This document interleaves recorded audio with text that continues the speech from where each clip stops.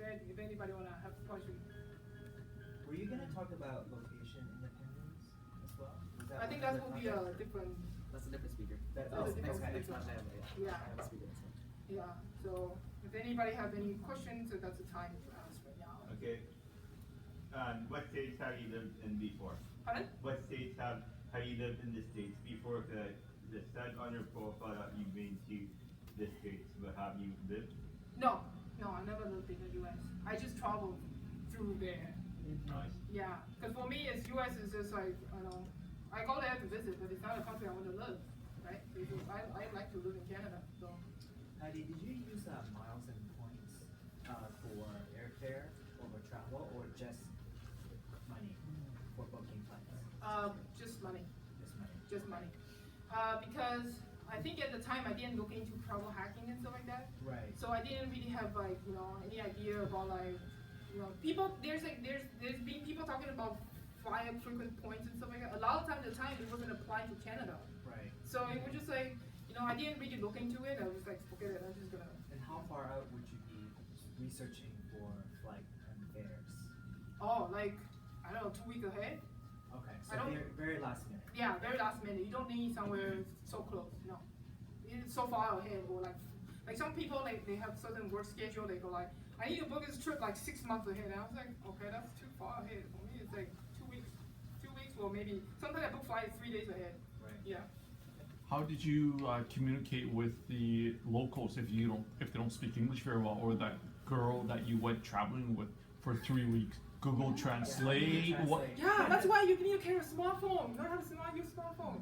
So I have a Google Translate, and I just kind of like, I just kind of doing this. Right? I have this girl that I traveled a little bit in Turkey, and she's Japanese.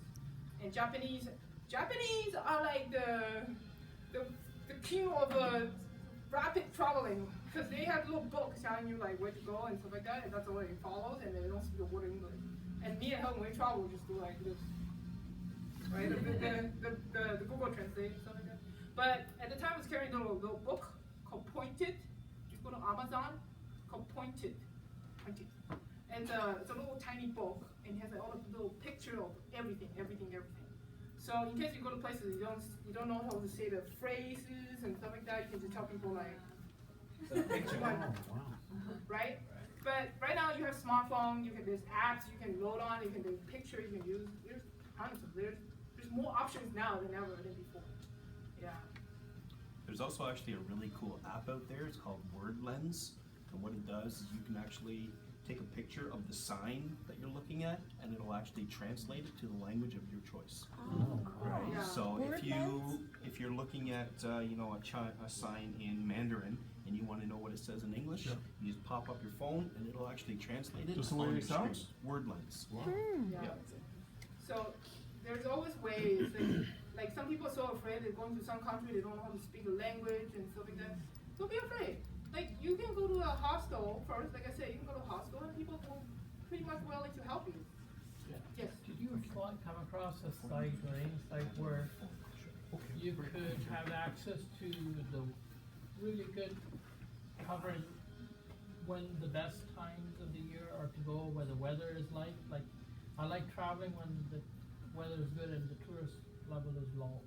And I'm just trying to find a site. The weather's good and then the tourist level's low. It's only that's only in shorter seasons. In spring, which is like May, June, April, May, June. That's the time, and then September, October, November. September, like after the school started, it's like all the tourism is like, right? So that's the best time to visit places. November is the best time to visit, like in Asia and stuff like that. It's like best weather. And How is stuff like that. Thailand in November? Pretty good. Good. Pretty good. November November, December is considered winter over there. The country never gets cold, so you get a really not so hot. It's still hot, but not so hot. Yeah. Okay. For hostel, right?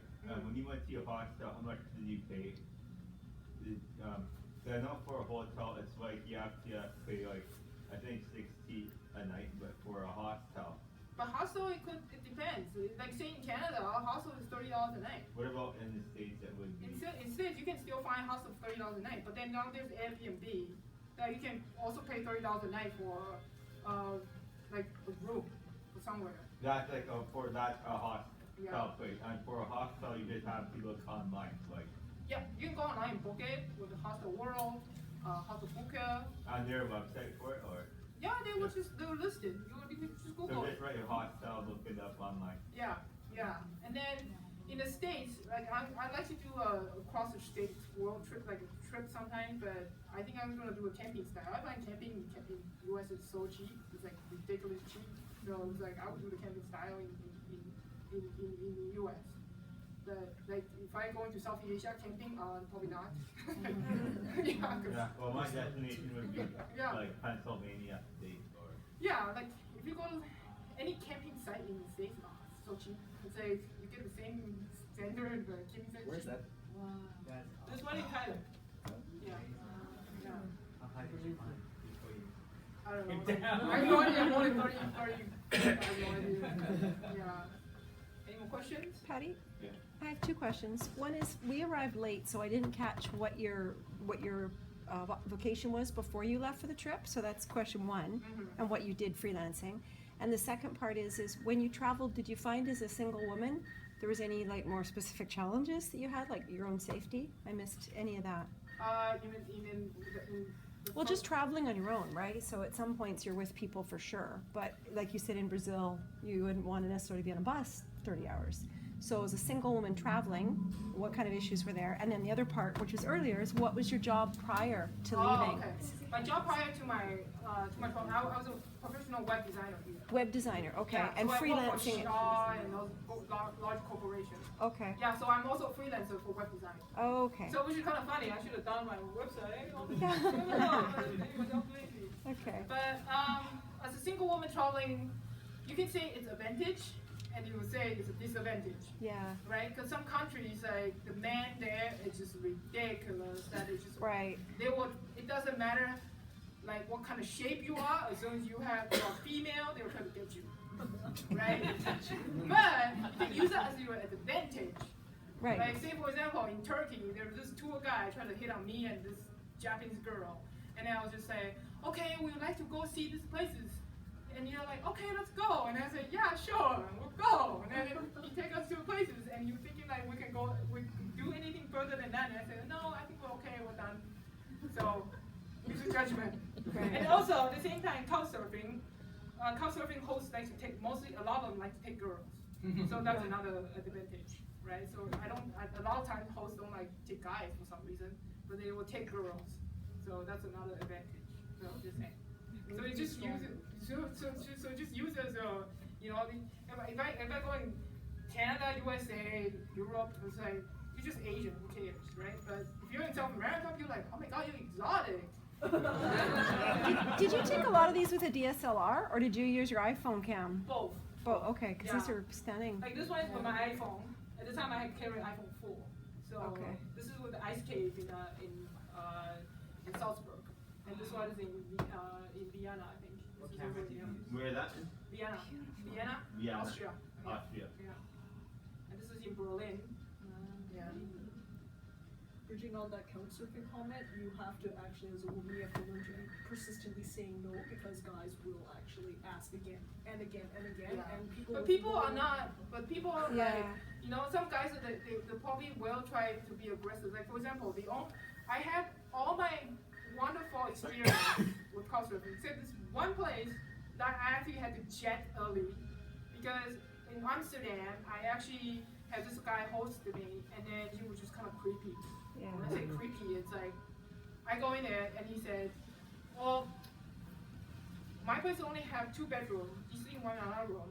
And then I said, okay, then great, I'll take the other room. And he said, well, because I also have another couchsurfer coming in the afternoon. So he has another girl couchsurfer coming. And I said, yeah, sure, you have a couch, she can sleep there. So that's what I tell him. But he was asking me if I would share bed with him.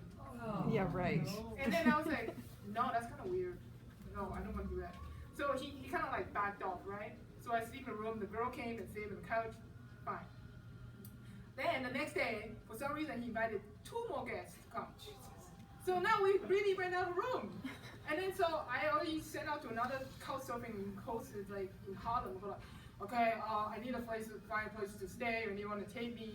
And find out there's another guy in Harlem, it's like the city, and he's just like, okay, I'll take you. I was gonna stay in Amsterdam for 5 days, and I'm cutting it short to 4, just because how couchsurfing host is just kind of creepy.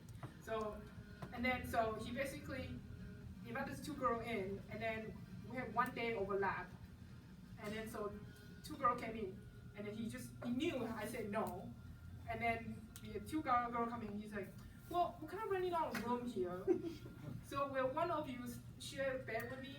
And then one of the girls actually said yes. And I was like, because you people, that's why you think it's okay. Yeah, so like this happened, so I just said, okay, he's kind of creepy, I get it.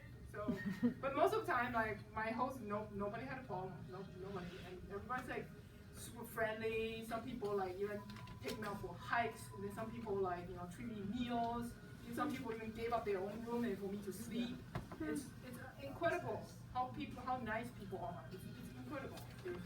So sometimes you can't assume everybody's bad, right? So any more questions? Was there any meetups in those exotic countries, like say, like other than U.S. of course? Meetup? Yeah. Do you know what they are? No. Oh, This one. The bar. You can put in on Meetup any Just- country and it'll come up. Oh, okay. Yeah, but I never use it because, like I said, I was talking. I usually use like. I thought for activities, like going to different things, like maybe if you don't want to go to the bar, and then you maybe ask other people, like, what's there to see in whatever city that you were in, or I didn't have to use it online. I just go and meet people directly in the hostel. We'll just go outside and meet people there. You don't need to use it online to meet people. No. Because you have a community of like-minded people Yeah, right there. like there's already people. When you go to the hostel, there's already people doing the same thing. You just ask them. What's the age range in the hostels? Like I said, party hostel are like 18 years old to 25. Okay. And then the smaller hostels, you see more Yeah, mature crowd. yeah. There's even people like they're long-term travelers live there. There's a guy who's like Really? from Vancouver. Yeah, there's the guy from Squamish. He was in Colombia. He was like 50 years old, and he quit his old job too, and then took a motorcycle, went down to like Colombia, and then Living in a hostel. he lived in a hostel and working there a little bit, and then he moved on. Yeah, yeah. So the smaller hostel is much better. You get to meet people, you can talk to people, you can do things together, a little bit more closer than like they try to be a hospital. Patty, you also mentioned in one of your slides too about doing it as a business. Can you elaborate more on that? Yeah, you can. You can basically say like for example, for Kendrick, he's having a blog. Yeah. You can say you're a travel blogger. You can register a business, right? So A writer, yeah. yeah, you could register as a writer. You can incur all the expenses on your trip and write it out, and then just say it just claim it as a business expense. So take that 1 year to travel in that sense, Yeah. under that name and under that travel blogging. Yeah, Mm. yeah. You can actually only declare 30% of it. 30? Yeah, but it doesn't matter. Yeah, but some of it is better than. Yeah, it doesn't matter. It's better than nothing, right? So, yeah. Did you find safe in India? India was like the sketchiest place. It's like one of the sketchiest places I went.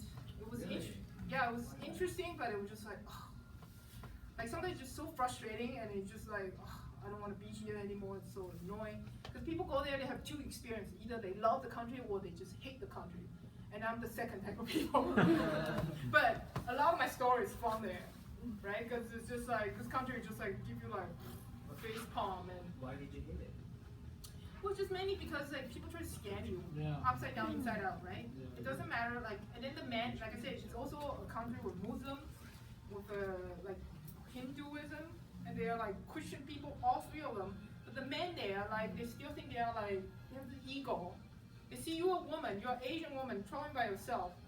Same thing they try to get you all the time, right? It's just like something just like it's just royal eyes, right? And then. Like I even had like scam happening right in front of my face. Like when I was in Delhi, we tried to take this train to go to go to Agra or somewhere, just to go to the Taj Mahal place. And me and my friend, 2 friends, we bought ticket online already. when we get to the security, we try to put on the bag and everything. There's a guy stop us and go like, okay, can you show us your ticket? We show him his ticket. He's like, oh, this is not valid. You have to go upstairs and get a new one. And I was like, what, really? So we went up, go upstairs. There's nobody upstairs, and suddenly this guy shows up. His shirt is kind of like half open. No tag, no nothing. And then he's like, yeah, your ticket's not valid. You need to get a new one. And I said, really? Then show me what kind of authority you are. Do you have identification who you are? And at the time, I was showing two friends who just came to India and they didn't know what's going on, and they were like so shocked, and then they're like, both of them had like nothing to say, and I was just like, well, do you have anything to show me the identification who you are? And they're like, well, and he got angry. He got angry at me, and he's like, why do I need to show you identification? I'm who I say I am. And I said, oh, I'm sorry, but I can't trust you. So I take back the ticket, went downstairs, went back to the security area. The first guy's gone. He's not there. And then so we put the bags through, went to the train, found our names listed on the train. So what happened is after that I read about it, it's like there's a lot of people there in the train station, they try to find those people like this, try to tell you to book another new ticket for a lot more money, and so they try to scam you, right? So just like, but you know, it just, I think it's in bigger cities, this kind of big scam happens all the time. You just have to be more mindful. But it doesn't mean like India's all bad, right? Because I lost my iPhone in India, and people were like, what? So in Jaipur, which is this place like, this like wall, look like a Great Wall of China. I went there, and then I got on the tuk-tuk. I forgot my phone. I left, like basically I carried this bag, and then my phone came out of my bag, and then just kind of dropped it on the seat of tuk-tuk. And then I went to the site, and I was like, where's my phone? Oh my god! And I was just like so frustrated because without my phone I can't do my research. I don't have my map, and it's just like I was like, oh my god, what am I gonna do and stuff like that. And then I still have my laptop. I went back to where I stay, and my friend said, you know what? Your phone is Find My iPhone. Why don't you give it a try? And then my phone, I bought my SIM card, so my data's still on the whole time. And I said, yeah, okay, we'll try it. And then type in Find My iPhone. And actually, the phone was showing like maybe less than 5 meters away from me. 500 meters, like 200 meters away from me. And I was like, wait a minute, that's so weird. And then my friend's like, yeah, that's so weird. So we just look at the map where that is, and you found out that's a police station. So the tuk-tuk actually took my phone, went to the police station, and waited for me there. And then so I said, oh my god, you saved my life. I'll give you 500 rupees, which is about like $10. The guy was like so happy, and I was like, oh my god, I got my phone. That's great. Yeah, so it doesn't mean everybody's bad, but for them it's like, you know, sometimes they realize